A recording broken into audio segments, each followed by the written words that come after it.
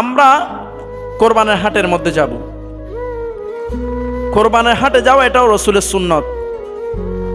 আমরা যে কোনো একদিন কোরবানের হাটে যাব, বাজারে যাব, গিয়ে আমরা কোরবানিকৃত পশুগুলো আমরা দেখব। আমাদের ফ্যামিলিগত যদি আমাদের বাবা বা বড় ভাই যদি কেউ যদি কোরবানের পশু ক্রয় করে, আপনারা আপনাদের ভাইকে নাতিকে নিয়ে যাবেন সাথে করে।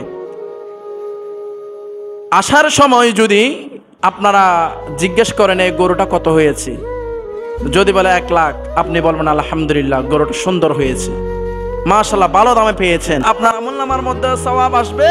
ও যেই কিনেছে তার মনটাও বড় হবে, তার মনটাও বড় হবে। এটা বলতে যেন না গরুটা দাম হয়েছে, গরুটা সুন্দর নাই, গোশত কম হবে, এটা আল্লাহর ওয়াস্তে আপনারা এটা বলা থেকে বিরত থাকবেন। এতে আপনার আমল ধ্বংস হবে। এতে কোরবানির কৃত গরু যে কিনেছে তার মনে কষ্ট পাবে, সে মনে আঘাত পাবে। তার আঘাত পাওয়াতে আল্লাহ পাক রব্বুল আলামিন আপনার প্রতি সন্তুষ্ট হবেন না। এই জন্য এই বিষয়টা থেকে আমরা বিরত থাকব। যারা বলবে তাদেরকে আমরা যত উপযুক্তভাবে আমরা তাদেরকে বলবো, বাবা এটা বলার দরকার নেই, এটা বলবো না, যত টাকা দিয়ে কিনেছেন তার সামর্থ্য অনুযায়ী কিনেছেন, সেটা ভালোই কিনেছেন। আল্লাহ আমাদেরকে কবুল করুক, আমিন বলুন।